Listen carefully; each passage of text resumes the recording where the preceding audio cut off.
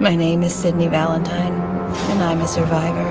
A revenant slaughtered everyone I love, including my daughter.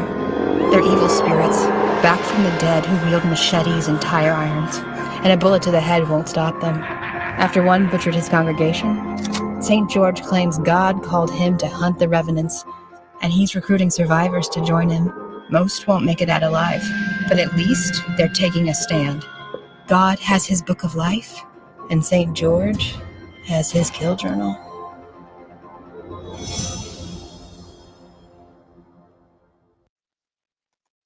Hey, what's up, everybody? This is Phil from Zaid Comics. Thanks for tuning in another episode of Crossing the Borders, where we hang out with an awesome creator that has a new comic on Indiegogo, and we get to talk and get to know the person and check out their book. So we do these weekly. If you guys haven't already, hit that like button. Please subscribe to the channel. We put out a bunch of stuff on the channel, as well as our own comics. So in the link below, you'll see the link to the Kill Journal, which we'll be talking about today, as well as the Zaid Comics book, The Lost Pages. Yeah, thanks for tuning in, and we're happy to introduce our guest here, Adam Lawson, the creator of the Kill Journal. What's up, brother? Hey, Phil, how you doing, man? Thanks for having me on. I appreciate it. Of course, yeah. You've been doing work around here, promoting, even before you launched, going on people's streams, getting to know everybody, and even hiring people from these parts of our collective, as I like to call it. And you're doing exactly what you need to do, making your face known. And we've been on streams. I had the pleasure on being on some awesome streams with you. And I am happy to have you here, man. I'm glad we were able to make this happen. Yeah, well, thank you. I feel like it's like the best compliment you can give somebody, right? Is you can say, "Hey, I'd like to hire you to do something." Yeah. Right. Like that's like the sign of real approval, and it's also a great way to connect with people, because you learn a lot about somebody when you work with somebody, right? Like I've paid for dozens of commissions as well too, just for fun, to post on socials, etc. Right. And it's just cool because you get to connect with that artist and see how they work, and you start to kind of cultivate your collective, as you say, of those that you're like, hey, we have a good working rapport. Yeah. Oh, for sure, man. And you have, we were just talking before we went live, you have your hands in a lot of different pots. You're doing a bunch of stuff, which is really cool. And that's what I love about CG and doing all this stuff online. Streams also, you get to meet a bunch of different people that have experience doing a bunch of different things. Whether it is graphic work or comics or writing or script writing, which I'm sure we'll talk about as well. That's what I love about this stuff. But before we get into that, I want to say hi to some people in the chat. We got Joseph Eppolito. Hey, brother, thanks for tuning in. Joseph, I owe you some art, and you need to send me your address. So email that to me if you can. And Eric Kent, thanks for tuning in. We got some new faces. M6. We got King Toad Comics. Thanks for tuning in. I think this is Shane. If you guys haven't already, if you saw our stream Monday, our Hardline stream with me and a bunch of my buddies, Shane just launched his new book, Tales, Cryptic Legends, The Mothman. So check out that book. It's awesome. Yeah, if you're a fan of cryptids, then you'll love The Mothman. It's got some sick art on that as well. And Preston Acevedo did a cover for that, which he did some stuff for you. That's right. That's what I saw. Yeah, and Preston also did one for me. It's great. That's the image I'm thinking of it. Yeah, I love that story and super interested. Yeah, so check out The Mothman. Thanks for tuning in, everybody. Yeah, we're going to take a look at this book, but I want to, on my streams, we usually go around like a half hour, and I really want to let my audience know who you are, because I know you have a very interesting background.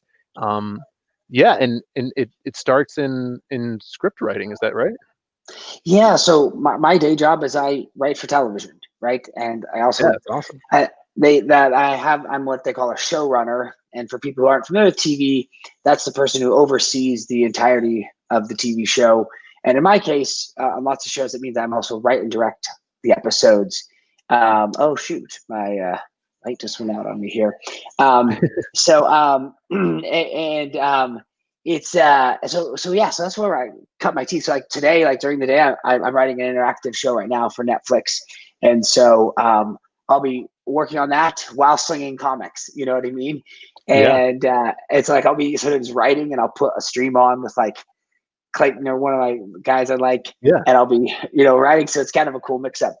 But yeah, that's where I really got my start in visual medium and visual storytelling. And my biggest hit in that round was a show called Escape the Night, which ran for 4 seasons and amassed quite a few awards and was a big success. And it's a fantasy horror series, and it was really fun. And I think that having worked for large corporations, because that's what's happening when you're working for TV, right? You're working for AT&T or Disney or somebody, one of these bigger monsters.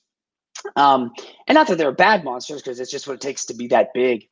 I've always had this love of comics, and it's such an exciting way to be creative, where it's just you, your artist, and your audience, which you don't get, when you're writing a TV series. You have lots of layers, and that's understandable because they're giving you millions, but this is kind of pure. So that's what brought me to comics. I've always been a fan since I was young, and then I've been like secretly, putting away comics in the background, ideas and concept art, and now I'm just like, oh, COVID, great, TV's not shooting, haha, I'm jumping out with this stuff I've been building up over all this time, and having a small publishing company was just deep in my heart. So that's a bit about me. And as far as where I got my start, and so that it's been really helpful. Also having a lot of commercial work, et cetera, to understand kind of advertising, and that's the background. Oh, that's awesome, man. You went from that. You also had we were talking earlier. You were dabbled in board games as well, some tabletop stuff. That's right. That's right. Which is really cool, and it's fun stuff. I've backed some of tabletop stuff. I did. I haven't even put it together yet, but I did the Hellboy tabletop games. I'm a huge Hellboy fan.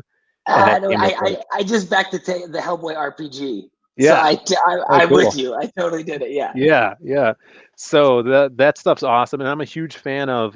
There's this card game. I don't know if you can see over here. It's called Sentinels of the Multiverse, and it's like a superhero card game where it's team based, and you play against basically an NPC villain, like super villain, and it's like it's really cool. They have like all the kind of avatar-ish superheroes. So you got like your Superman character and your Flash and stuff like that. But I dig stuff like that. So Adam's been dabbling in that. Yeah, I dig it. Yeah, it's super fun. I started with I did a TV show that I produced and directed called Will Wheaton's Tabletop for 4 seasons, which was just a celebrity board gaming show. Mm-hmm. And that's what I realized, wait a minute, people really like board games. And in fact, that show was part of this kind of board game renaissance. And I'm like, oh, wait, because I grew up on them. I have such a love of them. And it's a fun way to tell another story, right? Like you're saying, Sentinels of the Multiverse. It's another way to experience stories, but this time it's interactive, right? Yeah. Oh, for sure, man. Yeah, and I'm a huge video gamer as well. I come from like the fighting game community background, like Mortal Kombat, stuff like that. So I've been gaming all my life. Yeah, and then I guess this, you kind of answered this already with like the whole COVID thing kind of put you in a position where it's like, okay, now you have this downtime to do your self-publishing stuff and come out with these comics. Yeah, that was really it, because I, for the 8th, my first one, Phil, I had it. Right. I had 5 issues done, just like, while I was making TV, I was paying an artist on my own and just making this 8-issue series with no end in sight, right? Yeah. And so it was when that hit, and I was on a TV show at Warner Bros. It's just like, everything's gone, guys. Yeah. I had this feeling come over that, like, this is the time to do it.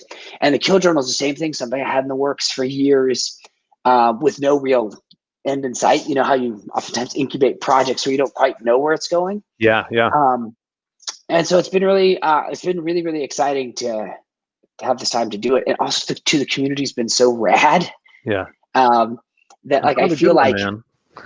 it's so cool. Like, I feel like in my time in TV, I've met a lot of wonderful people, but I feel like in this tiny time in comics, relatively, Mhm. I've met equally as many amazing, fun, special creators. Yeah. And there's a passion about it, because there's not $1 million paychecks really, so it's a Sure. little bit more for the love of the game.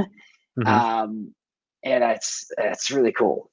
Oh, yeah, and then, you just saying where it's like, you've had these stories for a while sitting there and percolating, that's like, to me, that's an awesome sign of someone that is passionate, passionate about it, and a writer that has a good idea of how to uh, let a story simmer for a while. Because in my experience, in my opinion, if you're writing something, you got to spend some time with it. You got to Yeah. know these characters and let them build up. And I say this on the channel all the time, so you could know what they're going to do in a certain situation that you put them in.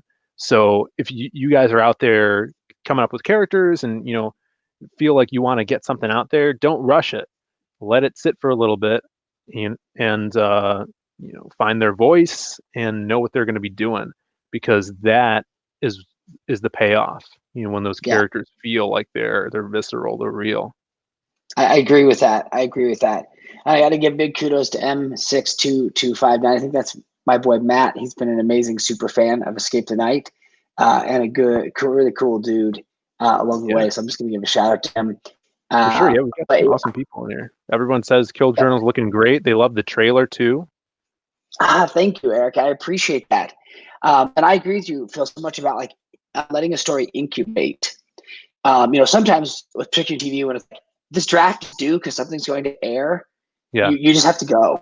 And you're not always as happy when you're sitting there at the premiere and you want to hide your face because you wrote that terrible line. You know what I mean? And you're just like ashamed and like, God, I know this moment is bad. I wrote it. And so it's really cool, like you're saying, to be able to like, let's get in that idea now, and then I'm going to noodle it for a year, and then it comes to life. It really is changes the quality dramatically. Right. But yeah, this is cool. This is Preston's amazing. cool piece. Yeah. He's so kick-ass. Like his muscly guy, his babes too. I mean, Preston's just so talented.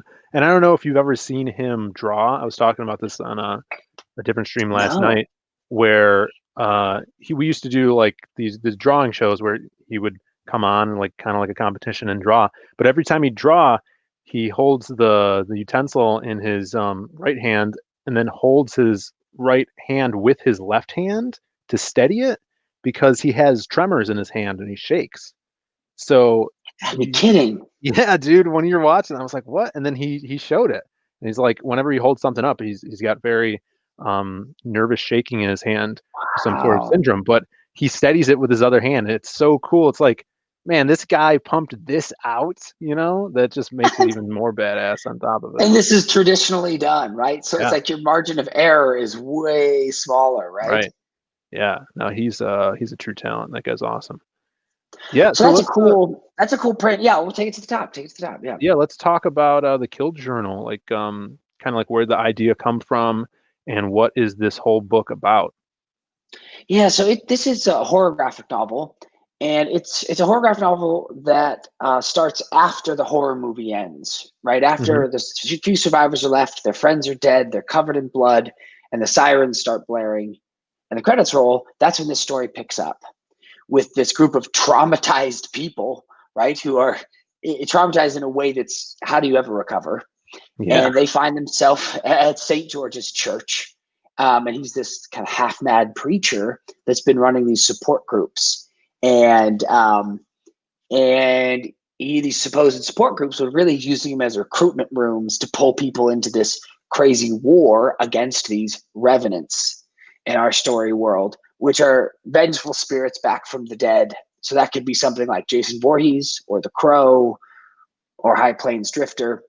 And so what makes them cool villains is that they're a spiritual problem, right? So you can shoot them, you can run them over in the car, you can blow them up, but they keep coming back until you solve the spiritual problem. in the way that Jason Voorhees has to be taken to Camp Crystal Lake and drowned. Similar effect with each one of these revenants. And they're also sometimes sympathetic because lots of times they became the monster because the world pushed them over the edge. Yeah. Wow. And then you cool. And then you got these traumatized people who are, getting this hard, rough training and wading in against a revenant, which they can't beat in a fight, right? You can't out muscle Jason. You know what I mean? Yeah. You can't, but you got to get close to him because you got to figure out how to stop him from you got to learn his story and myth. But every time you have a run-in with a revenant, you're going to get hurt, if not killed. So it creates this heavy sense of dread because their enemy is something they'll never become stronger than. Yeah. Now, this is an interesting premise, especially from a writing standpoint, because you're taking kind of that classic slasher stuff and you're putting much more interesting things into it than I've ever seen, and you're pick and choosing from a lot of cool areas. But like, look at this cast of characters on the first cover. These are comic characters, like they're super distinct. You got the cowboy hat, you got the priest guy is total badass. I've never seen a more badass priest in anything. He's got a big revolver, which is awesome. But these guys are like they're comic characters, which is what I love about this book. It's not like faceless victims in a horror film, right? No. Yeah, and even the bad guys, very iconic.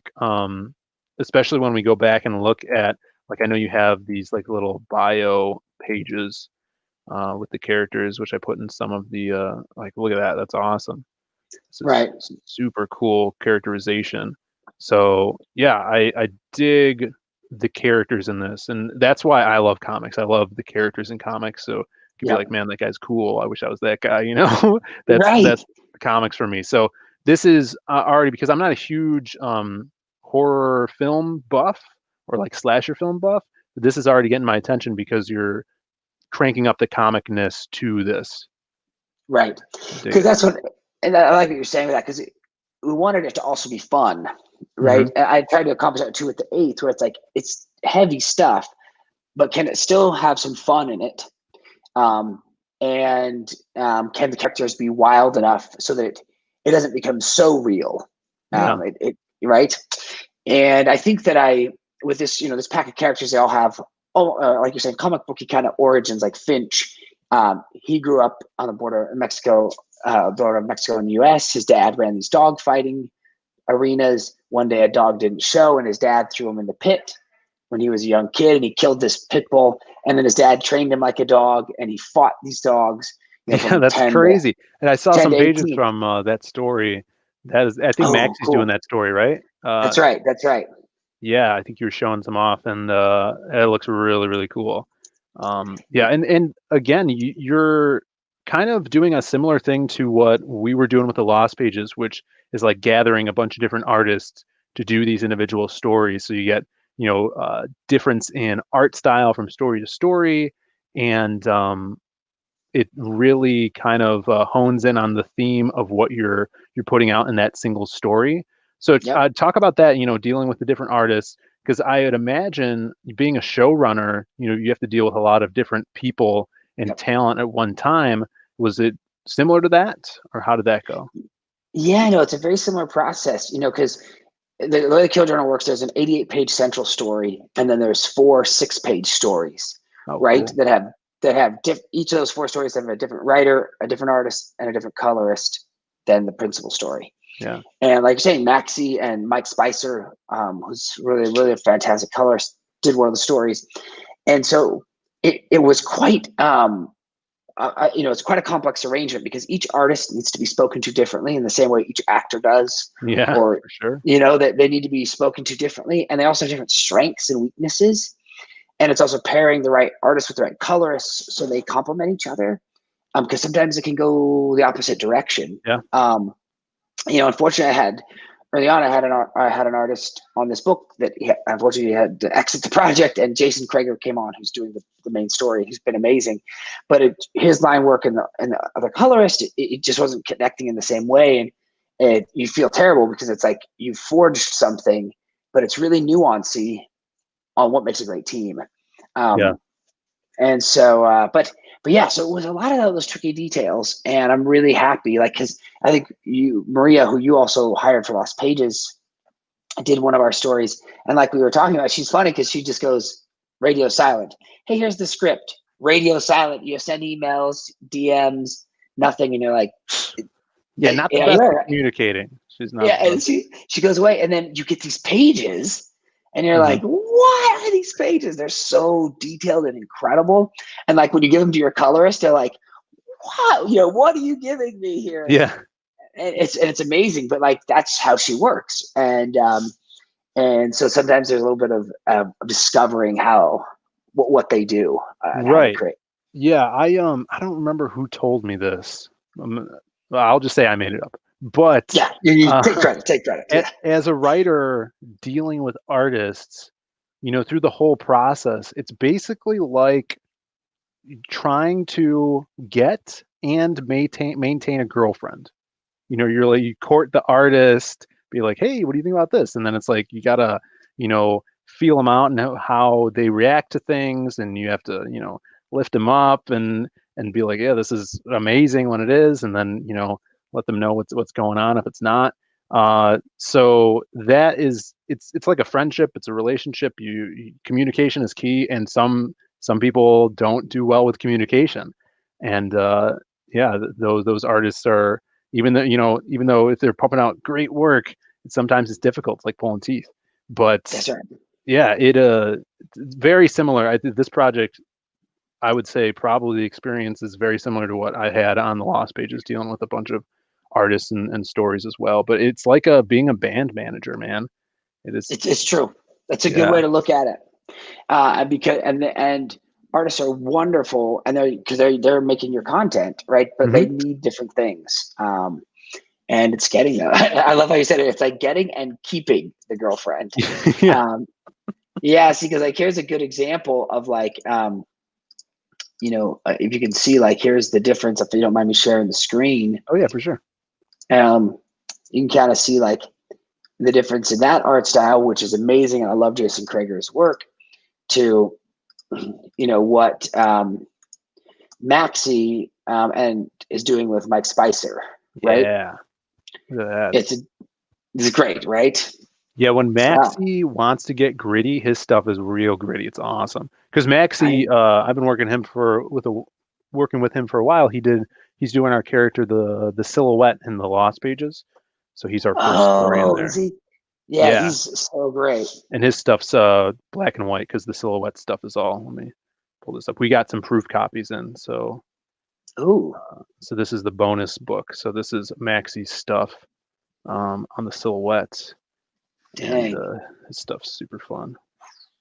Yeah, I mean, he's great, and he works traditionally. Yeah. And so when you get those scans in, it's like there's a raw like nature about it that like you can't quite get it digitally. At least I don't think so. And like just the smudging and the inks and the blacks, you know what I mean, from the thumb. Yeah, it's pretty cool. Yeah, he's really, really awesome to work with too. Very passionate, and he loves experimenting, like you said. Like, go back to that last page if you could. I think it was like 2 pages ago with the and then back one. Yeah, down there. Forward one. Unless there's a spoiler. Yeah, this last panel down here with the lights, how he does those, that's totally a Maxie thing. Like, if I saw that panel, I'm like, oh, that's him, because he does that in a bunch of his art, where the illuminations where it's just black around it, and then it allows the colors just to hit those spots with the highlight color. That's so cool. I totally agree. He did this really cool thing here on this page, one of my favorites. If you can see how he turned the character's shadow into the shadow of a wolf. Oh wow, yeah, that's so cool. The shadow of a dog. Yeah, that's cool. Yeah. I love that. He's great. Yeah, he's something else. I'm gonna do another book with him. That'll be a big 88-page story with him. I just love what he does. Oh, awesome. Yeah, he's really, really cool. Really, really passionate as well. Yeah, But so this main story you wrote, correct? that's right. So I Awesome. wrote this story, and then like that one you saw of Finch was written by Brian Kriskow Uh-huh. of Six Gun Gorilla fame, Nice. and who is super cool guy. Yeah, very Yeah, knowledgeable. He's really cool. He'll talk to you for hours, that guy. That guy's awesome. yeah, he knows so much detail. It's like, hey, listen, let's get into the facts or old film history. Yeah. Boom. Did The you whole read Six Gun Gorilla? I did. In fact, Yeah. that's was oh, you got your copy, yeah. So I try to do my best to read I read every night, and Hmm. I plow through as many as I can because it's like there's one thing to be backing it, but it's like once you've read it, then you've like really taken the taste of the water, if you Oh will. yeah, for sure. But yeah, no, it's after I read that. That's when I called them and I said, "Hey, Brian, I just read Six Gun Gorilla. Will you come do this story?" So That's sweet. Now, how do your stories like that work? Because I've never hired someone else to write for an IP of mine. So are gotcha. you like, do you have a plot? Do you have an Yeah. overarching thing? Or are you telling them just to be like, hey, here's this character, come up with something? How does that work? Because I've never been in that situation. Yeah. So in this case, like with Brian, I said, Brian, here's the story because it's got to meet with the rest of the canon, right? Yeah. Is to say, hey, here's what's happened in Finch's history. His dad threw him into the ring to Hmm. fight, and then on one night, Mr. Crispy shows up, which is this revenant with the flame, and I said, hey, there's this revenant and has Hugh uses fire, and then Brian came up with the name Mr. Crispy. That's a great name. Right, so good, Ah, and so I beat out a really clear like here's what the story needs to be about. You got this number of pages. This is the tone. Go. So he's operating with a clear vision versus like he writes something and it's like, oh hey Brian, that doesn't work with our story, and then he's like, why did you have me? So I and so which is kind of like how it is, in television when I'm sending an editor or another writer on a script, like here's what it is, go execute, come back, and then we go back and forth with notes. very cool. Yeah, I would. I'll probably get to that someday because there's so many characters in the Lost pages and stuff I want to do. And it's like I'm only one person, so. But Right. yeah, I was always interested because I know John Malin does that on his Graveyard Shift books and stuff like that. So it's cool to hear about that. Really dig that. Yeah, and it's good because it shows that your world is bigger than yourself, Yeah. right? And it's cool sometimes when somebody else writes something. Hmm. Um, when somebody else writes it, you better understand your own world because you see it through their eyes for the first time, another creator, Right. and things connect that you didn't like. Oh, wait, you're right. They understood something I didn't about my own work, and it's really Right. cool. Yeah, and also I remember a few months ago I was on a stream with John Malin and he was saying he was like because he's doing Graveyard Shift and he's like Yeah, what awesome. makes what makes a story turn into like something that's epic, like Kingdom Come, like Justice League Kingdom Come or the Killing Right, Joke, and he's like, amazing. how do we find people or find that story that is just this golden epic story that is going to be remembered for decades? And I'm like, it's probably, you look at those stories, Frank Miller's stuff on Batman, So Alan good. Yeah, Moore's stuff. It comes from creators that seemingly they are fans of that character and have been since their childhood. yeah, So my explanation of that is it's probably a pressure cooker of this child that loved this character so much, grew up reading it, and is such a fan. They're like, this is the story I want to see, and they're so passionate about this character. Then you hire them, and they're like, tell your story. And it right. might not be for years owning your IP, and then you find someone that is the person that creates this thing because they have the passion for it because they love the work you did on it. Yeah, I So agree. yeah, I think that's part of it, and that'll be really cool to see. 20 years from now, if stuff's still going on, Right. who's writing stuff for the Kill Journal or some of these other projects, and what can be made of that. Be amazing. Be Yeah. amazing. Tell me about this So guy. yeah, so that's pretty our cool. Yeah, the Heart Stealer Revenant. He pops out of mirrors and rips people's hearts out. He pops out of mirrors? Yes. That's awesome. He rips people's hearts out. And this is Shay wrote the story. Shay Red Valkyrie. She wrote this story about where they face this Revenant. It's one of the mini stories. Dude, that's really cool. That makes me even more excited for this too, because stuff like that, like these guys having crazy powers like that, that's even more cooler than a slasher film, where it's like, oh, now this is super like crazy supernatural stuff. And I saw one of the characters, the guy with the cowboy hat, he has some like voodoo ties as well, which That's is right. cool. I'm excited about that. Yeah, so because they're a revenant, they're an eventual spirit that comes back, right? In this case, we're talking about Mr. Crispy, right? He was a homeless man, a homeless vet, right? Who was down on the bottom of his life, and these guys out drinking filled his pockets and coat with fireworks and lit him up, and he caught fire and he died in the burn unit, right? And so now he can light things on fire by touch, right? So there's this gift that sort of comes, or power that often comes with the coming back, right? That is referential of what happened to you. Yeah, tied to that traumatic event. Yeah, I have this Revenant that I've been posting some images about in the sketchwork that, he was killed by, he was supposed to be just roughed up by some guys, and then they took it too far and he died. They ended up chaining him to a tree in the woods and left him, and the crows came and picked the flesh off of him. And so now he has like this circle of crows around him, and he has bits of flesh missing, and there's this cool, and he uses the chain as his weapon, right? It's the chain that held him on the tree. Nice. And so there's something cool about that to like give it just a little bit more edge. It's not just a serial killer, it's something more. Yeah, I really appreciate that. Super creative. And that's what excites me, these like character traits that these revenants have, and what they're able to do. And their names are awesome too. Mr. Crispy. Yes. And then this right, I think you got to give him a cool name. Like there's some of them need to just have like Dylan, like Jason, and then there's Mr. Crispy, and then there's Happy Face, the Heart Stealer, to give them, this is the comic book side of this whole story. Man, that's so cool. I love it.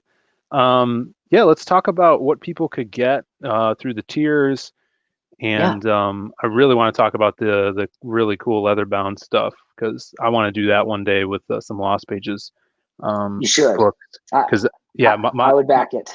My idea is when we get maybe like 4 Lost Pages books, I want to do like a collected omnibus thing where it looks like the actual book of Lost Pages in the comic, which is this big magical tome. I think that would be badass. That's what I did with the Kill Journal. So in the book, the preacher, St. George, keeps a journal of all their revenants they encounter, all the details around them. And it's this cool leather bound, looks like an old Catholic Bible. Yeah. And so the book, inside of the book that he's writing, this leather bound cover is in a replica of that. Ooh, so you're reading the story about a guy who's writing the book you're holding, if you will. That's great. Yeah, that's a really cool writing premise. That's awesome. And I remember you talking about in another stream where some of the symbols and Easter eggs are pressed into the leather of this book as well, right? Totally. Yep. That's really cool. That's some high class stuff, man. And that's your featured tier, correct? Yeah, that's a featured tier. It's $40. It gets you hopefully a 112-page story, plus the covers will all be in there as well. And you get something that's a piece of art to hold, right? That the book in of itself is a piece of art that you want to keep on the shelf. And you can get the mask. The mask is the ultimate, right? It's the ultimate revenant tool to have a, high end. There's a movie replica quality. It's got elastic straps and foam on the inside, so you can wear it. It'll keep COVID at bay. It'll keep people socially distant. and it's this, it's poly resin thing, so it's tough. It's like it's a real quality piece, custom painted, and it's like I remember when I first put it on. I wish I still had that one with me. We did a giveaway with it, and you're walking around the house, and you're like, I'm in the horror movie right now. I am it's in so the cool. horror movie. Yeah, I'm like I said, coming from like a video game background, I work for a big arcade as well, and this is Oh, totally cool. reminds me of the old arcade game Splatterhouse, which was Bingo.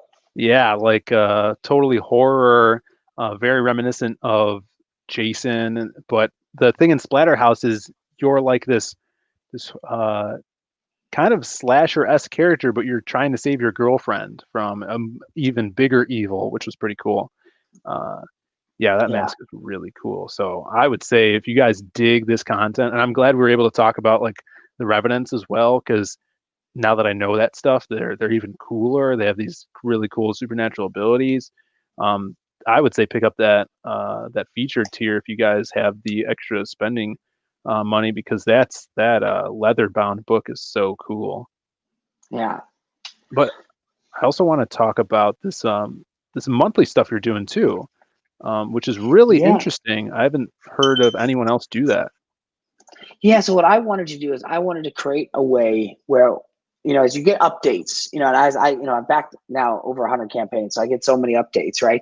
Yeah. And I think the thing about it is what I kind of wish in those updates is there was more than just a panel. And so that's what got me thinking on the first book with the 8th, especially because I was ahead so much, is wouldn't it be cool is if right after the campaign ends, you get issue 1 digitally. Even if you're not a digital guy, you can click through it and you have an issue to like glance over and be like, oh, this is going to be so exciting. And if you're a digital guy, you can read it. And if you're also too in Japan and shipping's hard, you can start getting this right away, and you get one issue every month. And so by the time you're done getting the issues, you'll get the hardcover. That's really cool. Yeah. So it's a nice way to create a more exciting update than just a panel. But hey, here's the next issue.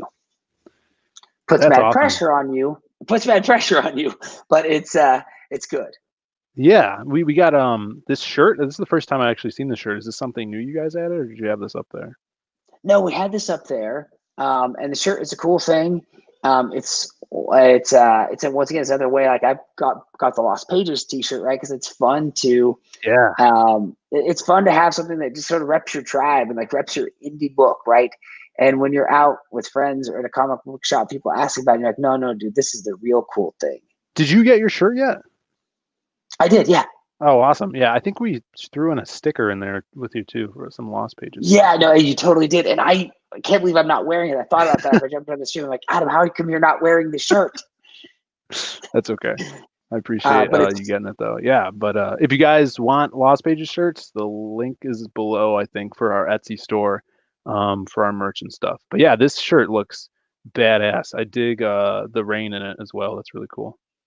Right. I wanted to do something that's a little bit more impressionistic than a direct panel or a direct steal from the book, which those are cool too. But sometimes it's fun to like, this piece of art only lives here. Yeah, I dig that. If you have the money where you can get a specific commission for something, I think it makes it even more rare where it's like, oh, that image, I remember that, it was only on the shirt. And then it's more of a collector's thing as well. And then, as a writer and a creator myself, I always want to see different artists do the characters I've come up with. So it's just a reason to do that. Where it's like, it costs, $200 or whatever, but it's worth it. You get that commission in. So yeah, if you guys are looking for sweet merch, they got that as well, which is always good for campaigns. And then this is the actual Preston original art, right? Yep, that's right. Wow, that's so cool. Yeah. No, I'm very, very excited about that piece. I may be buying it myself if I don't stop myself. So, I got some stuff like that too. I'm like, if this doesn't sell, I'm just gonna hang it up on my wall. But yeah, look at that. That's really cool. Did you have I don't know if you have it available on hand, but do you have the colored version of this? Because I remember seeing that on another stream and it was pretty cool. Yes, there is a colored version of it. So it is. So what happened is for people who backed at the beginning before it got funded, They got the colored version, which was done by the amazing Mike Spicer. Again, let me show you this here. And we did a little, you can see it here. Here was the version colored. So anybody who backed in the beginning, they got this. They're going to get this cool, rad print, and they'll be the only ones who get it. And it's just, anyways, it's just I hope they're a cool piece of art, and it's fun. Like I just got a pile of stuff from Marcel today. And it's fun to get them and like look at what are your prints and what are your pieces of art, and it's so it's another way to do that. Yeah, I think Preston is like a perfect artist for this IP because he does horror great, he does monstrously jacked characters great, and women. And this book has all that stuff. It's got blood, guts, muscles, and babes. This is like a dream come true for him. And he's a huge horror fan as well. And he's super influenced by guys like Simon Bisley and stuff, which I'm a huge fan of. Who's insane, right? It's just so good. Yeah, so I can't wait to see more from him. That guy's always working too. He loves it. Like he's always working on stuff. Yeah, no, he's the real deal. So yeah, and then the one last things I wanted to talk about is this the 8th. This was a comic you did not even a few months ago. Is that correct? Yeah, so this is my first graphic novel that I launched earlier this year, and so it's a 212 page story, hardcover that's embossed with spot UV and a cool slip case, and it's it'll be out at the same time the Kill Journal is going to print, and so it's really exciting. That's been delivering for the last 4 months digitally, and you can add it on. If you back any of the physical tiers, you can add the book on. And it's been cool to see. In fact, a lot of people have been backing. I would say last time people bought a lot of t-shirts from the 8th.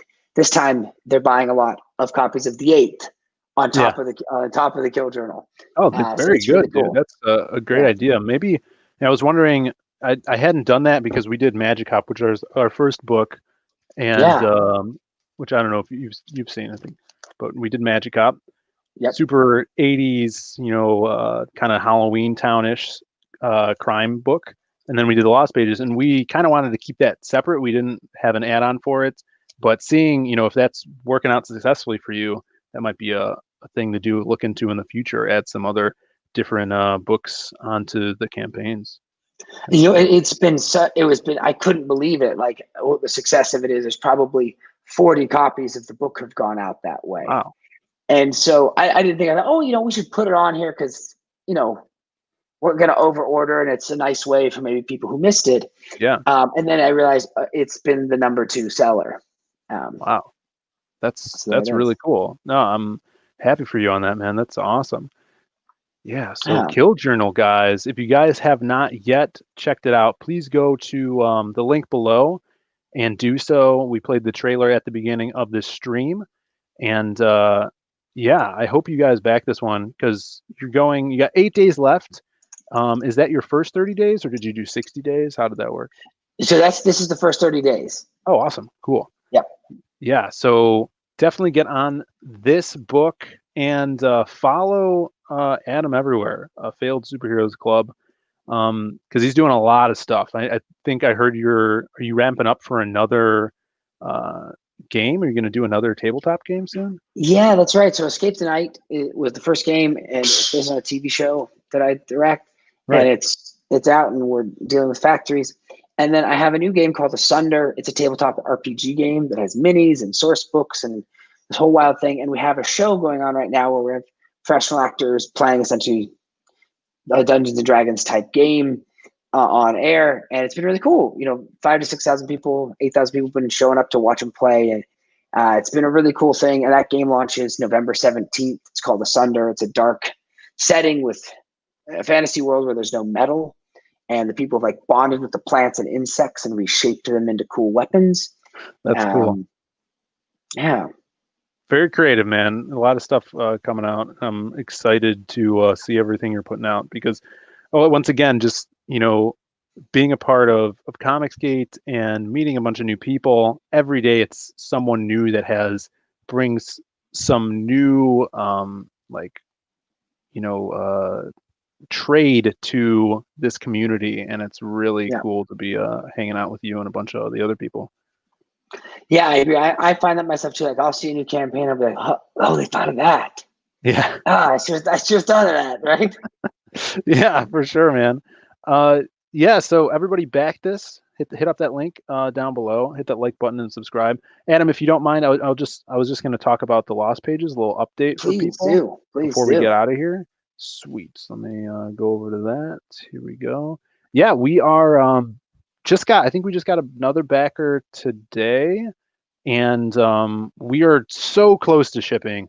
I just got an email yesterday that the proof copy of the main book, which comes to a total of 72 pages in that book, it's shipping out right now. So hopefully by the end of the week, we will have that back, and we'll be sending it to print the full run and be shipping it out to everybody.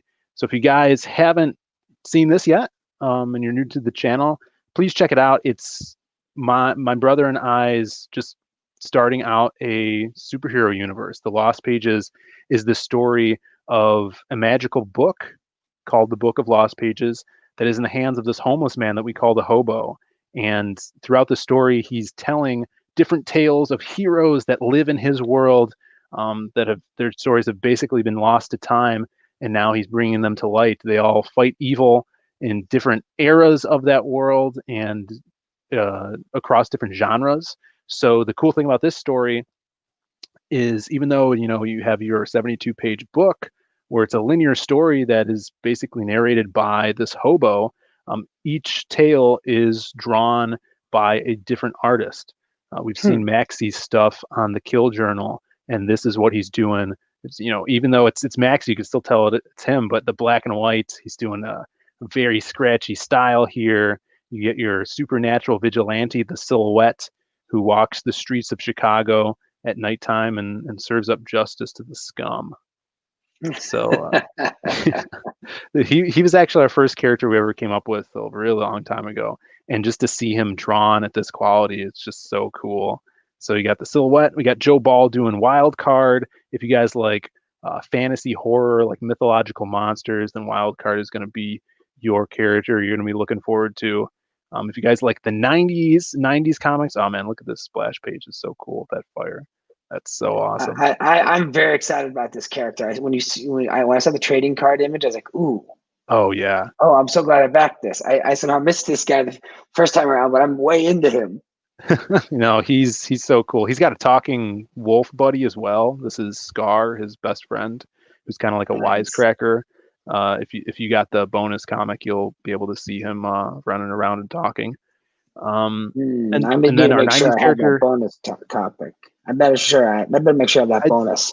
I think you do. I think you do. Okay. Crimstone, our 90s character, kind of a twist on the super high T bombastic badass from the 90s. He's an imaginary friend of this lady here who used to be a little girl, and this is actually the story that Maria, the wolf, is doing for us. I've known her for years locally over here.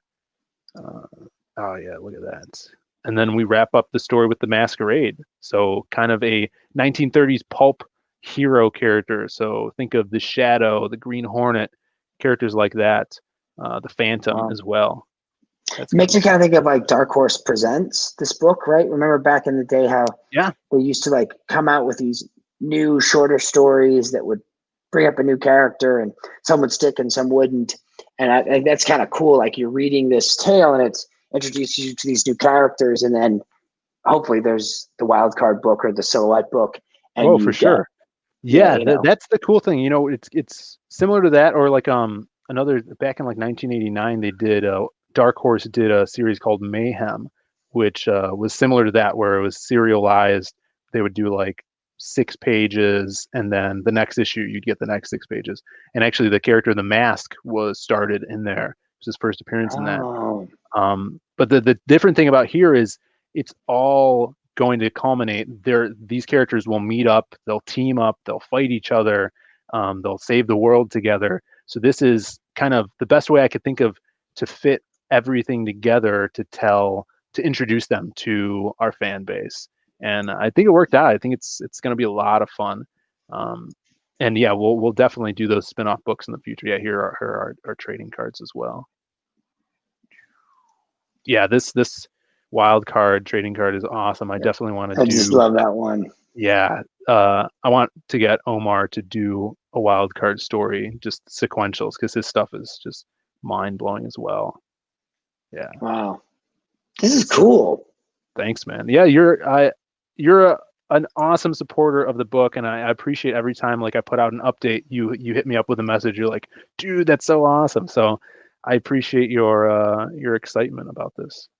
Yeah. Well, that's part of half the fun, right? Is it's like, oh, you get the stuff in the mail, and you're like, yeah, what's going to be the new story? Yeah. And I feel like that feeling when I was 18 or 17, and I was go to like the little music venue in Provo, and I'd be like, ooh, I'm going to see the new cool band, right? Like the one that's not yet discovered at the time, that's not Nirvana, right? Yeah.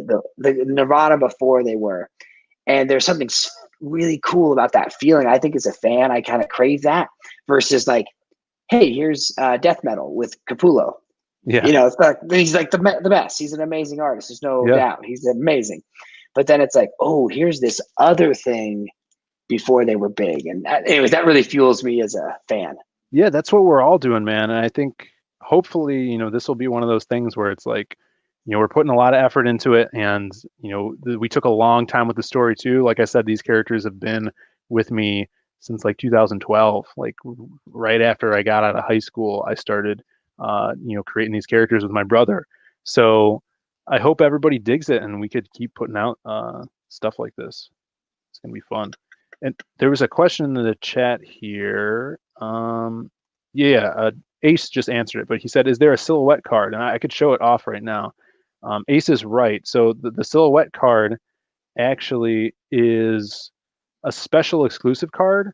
Andrew Huerta did the art for it. Amazing artist. Man. He does some kick-ass art for Magic the Gathering. He has his own book as well. And this was a week 1 backer card. So if you back the first week, only those backers are going to be getting this bad boy. And on top of that, the special thing about it is there is a soft touch velvet laminate on here. So it's soft. That's cool. Yeah. So if you guys backed Magic Cop or when you get the Lost Pages, the cover is going to have that same touch. It's kind of like our signature thing that we're rolling with. So you'll know how this is going to feel. We had that exclusive card, and then this other one, if you were part of our mailing list, this was our jam card, we called it, because it's each of our artists from our main book. They drew the respected characters on here. Let's see if we get it to focus. There you go. So Joe did Wild Card, Maria did Crimstone over there, Silhouette and Masquerade as well, with Maxie and Alan doing that. So it's kind of like the card for the actual book. Gives you a little bio about there. So yeah, we're super excited to be getting this stuff out. It's just going to be a few weeks now until we start shipping them out to you. Thanks everybody for supporting and being patient. And now that, if you're back in the Lost Pages, definitely go over and back the Kill Journal, man. This guy, Adam's pumping out a lot of stuff at once. He's super creative. He's writing. I mean, he writes for a living. So, this stuff is going to be quality. Thank you. Yeah, for sure. Yeah. No, I know. I feel like I've got this like incredible window right now to get these first initial IP, to get everything out onto the table. Sometimes I wish I'm like, oh, I could have waited a little longer, but it's like I have this time and window with work to be able to give it my all to try and get some of these to really connect. And then hopefully like there's enough speed that I can, when my hours sort of shrink and what I can give it, I can keep it going. So yeah, for sure, man. I appreciate you letting yourself be known and being on these streams and knowing the fans and the community and stuff, and putting out a pretty kick-ass project. I'm excited about it. Nice. Well, thank you. No, thank you. And thank you for having me on. It's super cool. And I love being in the world of making comics. It's great. That's awesome. Now, where could people find you if they're trying to find you on social media or anywhere else? At Failed Superhero on Twitter, at Failed Superheroes Club on Facebook and Instagram, and I on TikTok as well at Failed Superheroes Club, if that's your thing. So I hit all the gamuts so that anybody who that's their thing, you can find us. For sure, yeah. Awesome, man. We had one more question. Eric wanted to know if we'll be putting any extras of those silhouette cards on eBay. We did overprint, so what we're gonna do is if we ever do giveaways, well, we might do some exclusive giveaways with that. Also, if we do conventions, we might bring those to conventions. If we do like a CG Con next year or something, if that's able to happen. And when we do Lost Pages 2, we're gonna have a card pack that might have that card in there, and it's going to be all those cards that we were able to have here, but you'll have to pay for them. They were free on this campaign, and we're thinking about doing a wax card pack case as well, like the old school trading cards. So I think that'll be something super fun for the next campaign. It's gonna be awesome. Yeah. Thanks everybody for tuning in. Definitely go check out both of these campaigns. The links are below in the description, and we'll see you guys later.